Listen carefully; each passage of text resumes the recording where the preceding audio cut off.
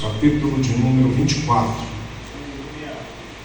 Evangelho de Mateus, capítulo 24. Ele é considerado um mini apocalipse, porque essa passagem é uma passagem escatológica muito importante dentro do Evangelho, na qual foi entregue para a igreja, porque somente os apóstolos participaram desta revelação.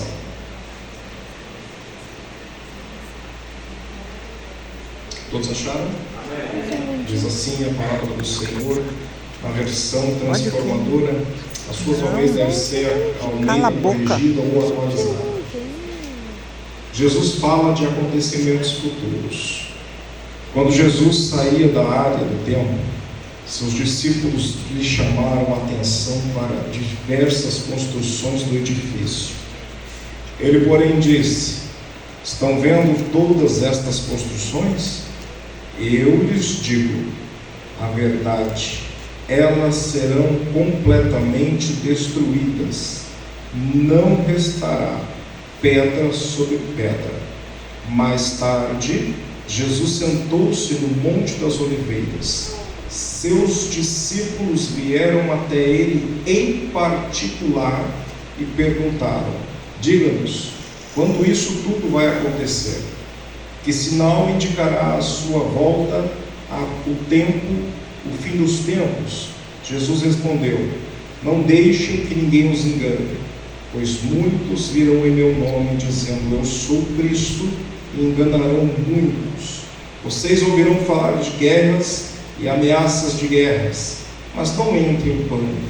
Sim, é necessário que essas coisas ocorram, mas ainda não será o fim. Uma nação guerreará contra outra nação, reino contra o outro, haverá fome e terremotos em várias partes do mundo. Tudo isso, porém, será apenas o começo das dores. Pula, por favor, para o versículo de número 25. Diz assim para encerrar: vejam que eu os avisei disso de antemão. Repita comigo: eu os avisei antes dos acontecimentos. Podeis assentar, glorificando e exaltando ao Senhor.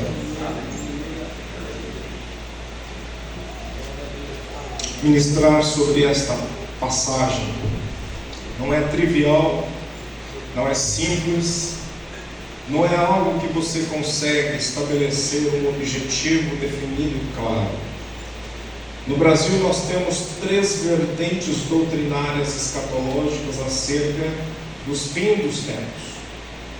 Nós temos a versão pré-milenista, na qual é aceita pelas Assembleias de Deus, de que o arrebatamento acontecerá antes dos 7 anos de tribulação. Depois nós temos os amilenistas e depois nós temos os pós-milenistas, que acreditam que a igreja será arrebatada depois dos 7 anos de prisão. Mas nós acreditamos que nós não vamos enfrentar essas dores. Nós acreditamos no rapto da igreja. Assim como um raio sai do ocidente ao oriente, a igreja será arrebatada. Eu tenho certeza disso, mas alguém aí acredita nisso? Foi uma noite muito triste para o nosso Cristo. Ele estava com 33 anos de idade. E ele convidou os seus discípulos para irem à sinagoga. Eu imagino que ele deve ter sido o preletor da noite, porque ele era diferente. A sua voz cativava as pessoas. O seu ensino e a sua didática eram perfeitas, porque conseguiam aguçar a curiosidade, e o coração de quem estava ouvindo começava a bater mais forte. Ele sobe na tribuna que era no meio. Ele começa a ministrar naquela noite. Os louvores foram maravilhosos. Os discípulos adoraram a ministração. O culto se encerra no horário estabelecido. Todos se cumprimentam e vão para fora do templo. De repente, quando eles andam a 50 metros do templo, alguns dos seus discípulos viram as costas e faz uma afirmação para o meu Cristo que deixa ele completamente triste e abatido. Eles dizem: mestre, olha essa estrutura arquitetônica, que beleza esses pilares, que maravilha essas paredes, toda coberta de ouro. Mestre, o Senhor viu a cobertura do domo, que lindo, brilhante igual ouro. De repente Jesus Cristo vira, e ele não queria ouvir isso. Sabe por quê? O culto tinha acabado de acabar, o culto tinha se encerrado. A alegria deveria estar estonteante no coração dos seus discípulos. Aquele que vem para a igreja, ele precisa entender que ele vem para ver a Cristo, e ele precisa sair da igreja com Cristo. Mas os discípulos que estavam com Cristo deixaram de lado quem era Cristo e foram olhar para o materialismo. Jesus Cristo estava com eles, mas não estava servindo naquele momento, porque começava a apontar o dedo. Olha que lindo, que beleza. E dentro do coração do meu Cristo, ele começa a se entristecer, ele começa a se perguntar: como pode alguém vir para a igreja, sentir a minha presença, estar do meu lado, derramar lágrimas, ouvir as profecias, entender a palavra que está sendo entregue como um alimento sólido e saudável, e de repente, quando ele coloca o pé do lado da porta, ele começa a olhar para o mundo, para o materialismo, para o dinheiro, para o mamon. E Jesus responde: no ano 70, isso eu estou colocando com a minha boca que aconteceu, mas ele disse: não ficará pedras sobre pedra, ele será completamente destruído. E no ano 70, o Império Romano destruiu completamente a sinagoga. A história nos ensina que o fogo incandescente começava a fazer com que a proteção das paredes era um ouro e começavam a cair embaixo, nas rochas do templo. Depois que o fogo acabou e ele esfriou, os soldados romanos começaram a destruir, a puxar as pedras para pegar os pedaços de ouro e tirar os pedaços de ouro que estavam entre as bases das pedras. E ele se afasta, e a palavra do Senhor vai nos ensinar que ele simplesmente vai para o monte das oliveiras. E quem chega atrás dele? Aqueles que estragaram o fim do culto, os discípulos, quem estava mais perto. Você já se perguntou se o que você está fazendo tem estragado a aproximação do Espírito Santo? Você já perguntou ao Espírito Santo o que nós devemos fazer de diferente para agradá-lo? Aleluia! Você já fez a intimidade com o Espírito Santo para poder fazer uma caminhada e falar assim: venha de mãos dadas comigo, vamos caminhar comigo? Você já chamou o Espírito Santo nos momentos mais difíceis da sua vida para falar: eu preciso de você porque eu não aguento sozinho? Pois então, os discípulos não suportariam sozinhos Jesus. Sem Jesus, eles foram até o Monte das Oliveiras. E ali a conversa foi tete a tete. Ali a conversa foi de Jesus para a igreja, porque aqui fala que ele foi reservadamente falar com os discípulos. Sabe o que isso significa? Tem coisas que Deus revela só para mim, para você e para mais ninguém. Tem coisas que Deus fala que é só para você e mais ninguém. E ali ele senta, os discípulos sentam e ele começa a ouvir uma pergunta: mestre, ensina-nos, conte-nos, expunha para nós quando que estas coisas acontecerão. Eles estavam ávidos naquele momento, eles estavam ansiosos e preocupados, porque eles ouviram uma notícia, mas não interpretaram os sinais. Talvez você que esteja me ouvindo recebeu várias notícias acerca de confrontos entre países. Você recebeu a notícia, mas não tem a interpretação do que está acontecendo por detrás dos momentos. E ele disse mais ou menos assim: nações se levantarão contra nações, guerras e rumores de guerra começarão a aparecer, conflitos, fome e mortes começarão a surgir, doenças e pobrezas chegarão aos seus ouvidos e aos seus olhos, terremotos, furacões, vendavais, inundações e seca são os princípios das dores, mas se faz necessário que isso aconteça. E quando eles ouvem isso, eles começam a se entreolhar entre si, porque naquele momento o judaísmo e o Império Romano estavam em paz, através da corrupção de cargos. Enquanto a religião judaica ela estava livre para adorar ao Deus Jeová dentro do Império Romano, o Império Romano não se intrometia nas suas leis religiosas. Então eles não levaram a sério o que Jesus falou. Sabe por quê? Se os 12 pastores Gilson tivessem levado a sério este ensinamento, nós não precisaríamos do versículo de número 25. Depois que Jesus fez a explanação e contou a história, ele disse assim: veja, ele olha nos olhos dando uma advertência, veja, depois vocês não falam que eu não avisei, depois vocês não digam que eu não anunciei.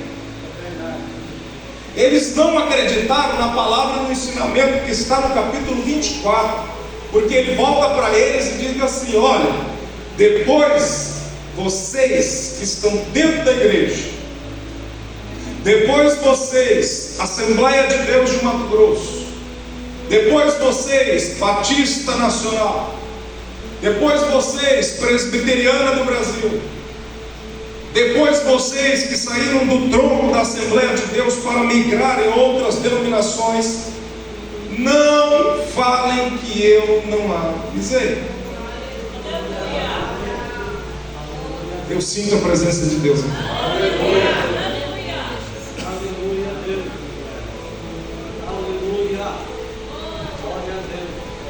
Só que existe um grande problema. A característica do ser humano é estar preso ao tempo. A nossa estrutura física, ela é presa ao tempo. Nós envelhecemos.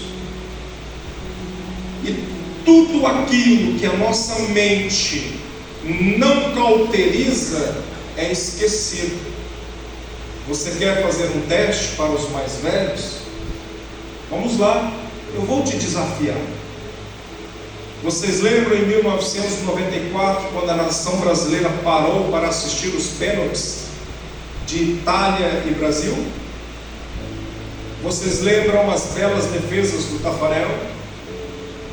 Vocês lembram que Roberto Baggio perdeu um pênalti? Nós cauterizamos este ato. Agora, por que nós não podemos cauterizar aquilo que Jesus está nos chamando a atenção? Depois não avisem, não falem que eu não avisei. Quem diria que você lembraria desta cena? Final da Copa de 94. Romário e Bebeto. E aqui está Jesus Cristo com um time de 12. Ele é o técnico, dando as orientações. Nenhum jogador entendeu o que ele estava falando, e nenhum jogador até o momento da cruz do Calvário conseguiu interpretar o que estava acontecendo. E agora eu passo para o desenvolvimento da ministração. Todas as vezes em que eu e você vamos no cinema, as primeiras imagens que aparecem são as propagandas de outros filmes. Você vai assistir o filme A, mas antes começa uma sequência de 15 minutos de propaganda de novos filmes. Só que nós já passamos o período das propagandas e nós chegamos no filme. E se eu pudesse dar um título para este filme, talvez seria: cuidado, a palavra está falando com a igreja. Na década de 50, era possível andar pelas ruas conforme os mais antigos, e pelo andar sabia-se se era crente ou não. Pelas vestes sabia-se se era crente ou não. Pelo estilo do cabelo sabia-se que era crente ou não. Pela Bíblia debaixo do braço já sabia-se que era crente. Quando chegava no culto, o tema já era este: arrebatamento. Quando entrava-se no culto, as pessoas entravam chorando, já sentindo a presença do Senhor. Aleluia! Quando nós tínhamos a disciplina de 30 dias, a pessoa, quando voltava para o meio do seio da igreja, ela já voltava chorando e falando em mistérios e falando em línguas. Sabe o que está acontecendo? Hoje tudo pode, hoje está tudo normal.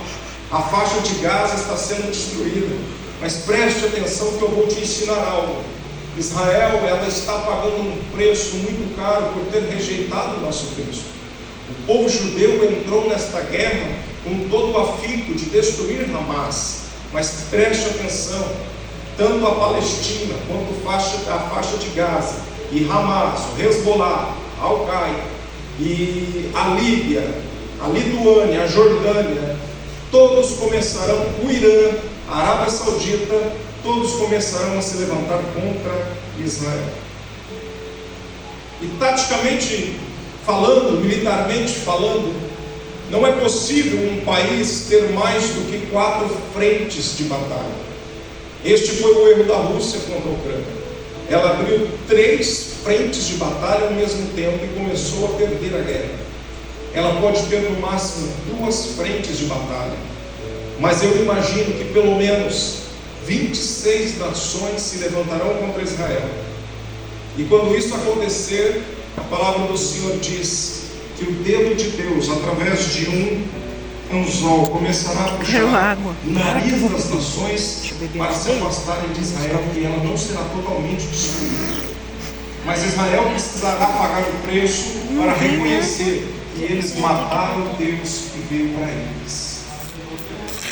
E eu te pergunto, quantas nações já estão contra Israel? 4.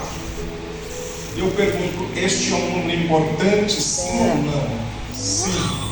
Quando você vê que mais um país está entrando, comece não a se preparar, mas a bater no peito e falar: verdadeiramente o meu Senhor já tinha falado sobre esse assunto. Verdadeiramente nós somos uma igreja que estamos esperando o arrebatamento da igreja. Verdadeiramente nós somos a igreja que Jesus Cristo vai voltar. Jesus Cristo está voltando. Jesus Cristo está voltando. Jesus Cristo está voltando. Você entende esse? Jesus Cristo está voltando. Maranata, a hora vem, Senhor Jesus. Maranata, a hora vem, Senhor Jesus. Maranata, a hora vem, Senhor Jesus. Jesus está voltando. Jesus está voltando para pegar a sua igreja. Jesus está voltando para levar os seus filhos. Jesus está voltando para poder arrebatar a sua igreja. Jesus está voltando para recolher as nossas lágrimas. Jesus está voltando e nós vamos entrar para os céus, e lá não haverá choro e nem ranger de dentes, somente o amor da presença do Senhor. Jesus está voltando, aleluia. Jesus está voltando, aleluia. E é tão gostoso fazer parte deste mistério.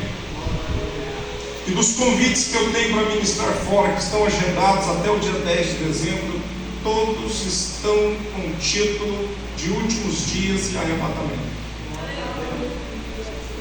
Todos estão com o tema escatológico.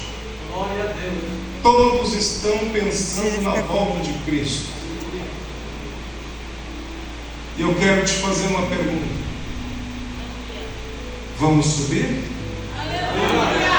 Você vai esperar os 7 anos de 3 anos e meio de tribulação e 3 anos e meio de grande tribulação, na qual você não pode se curvar diante do sinal da besta para poder comprar, para poder ter alimentos.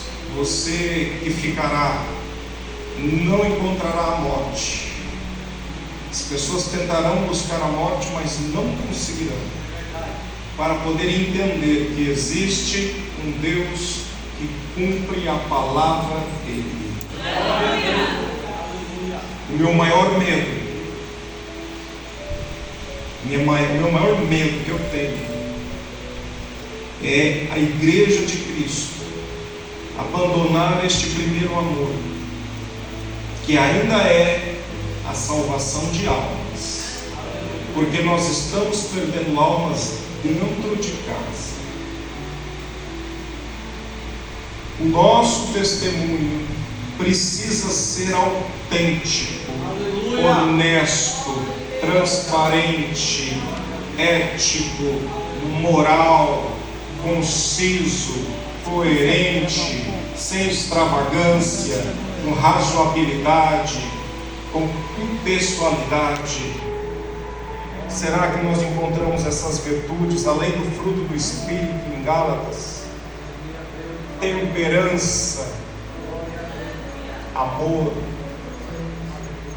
e principalmente o sonho de viver o arrebatamento da igreja. O arrebatamento vai ser o maior evento estratosférico que nunca se viu. O arrebatamento vai ser um evento tão singular, tão sublime, tão arrebatador,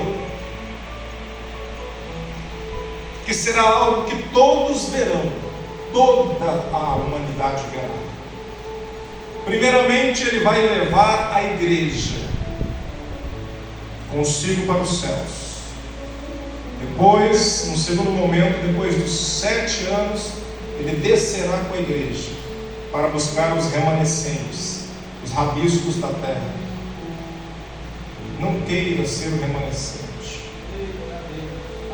não queira ser os rabiscos da terra. Sabe por quê?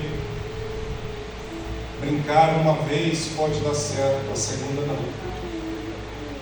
Aquele que está dentro, fique. O que está fora, volte. Porque Deus está segurando pela misericórdia dele, pelas nossas vidas, não para que nós sejamos passivos no Evangelho, mas que nós tenhamos a audácia de anunciar o que Ele fez pelas nossas vidas. Amém? Todos entenderam? Que esta palavra possa ficar cauterizada, assim como a Copa de 94, nas nossas mentes. Depois, aleluia.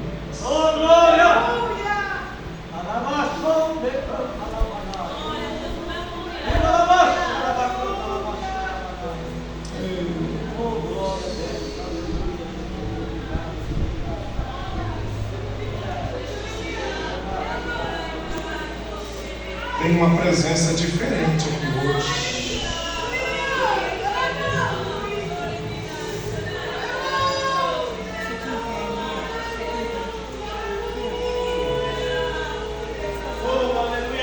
Meu Deus, a minha cabeça está pegando fogo, Senhor.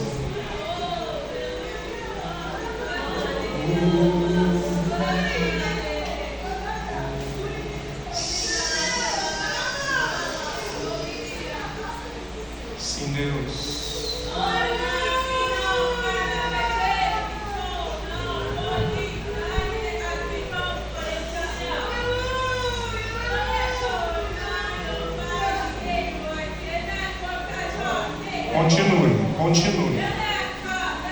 Continue, não pare.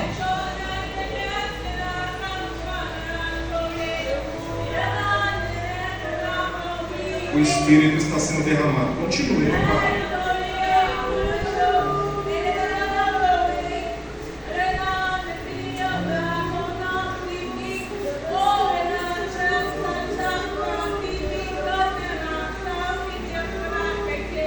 Tenho eu falado? Tenho eu anunciado a minha igreja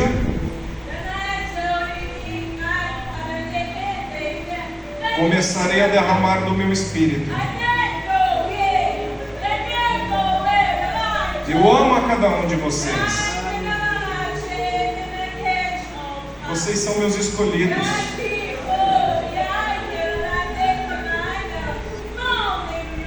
Não ande triste por aí. Não se preocupe com nada.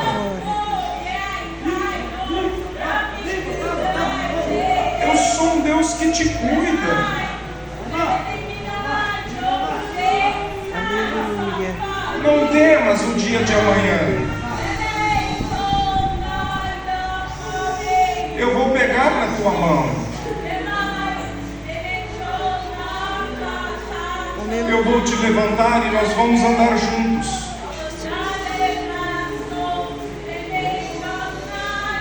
Joga sobre mim o seu fardo.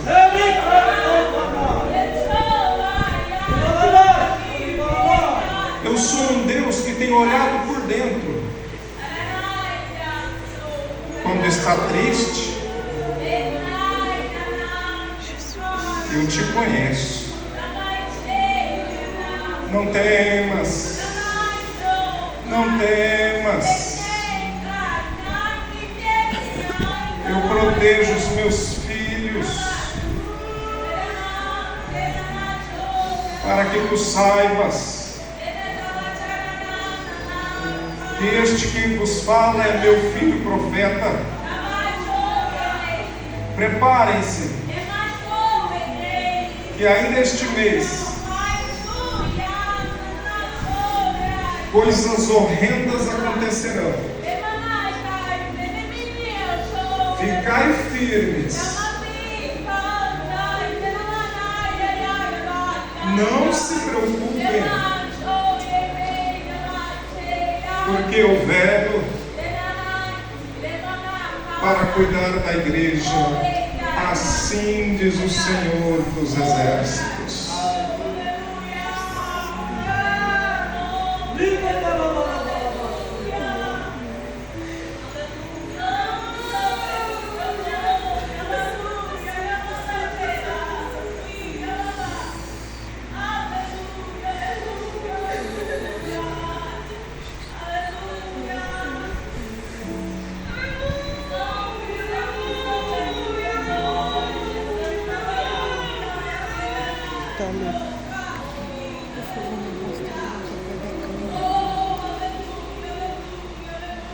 Eu já enfrentei tantas vezes a morte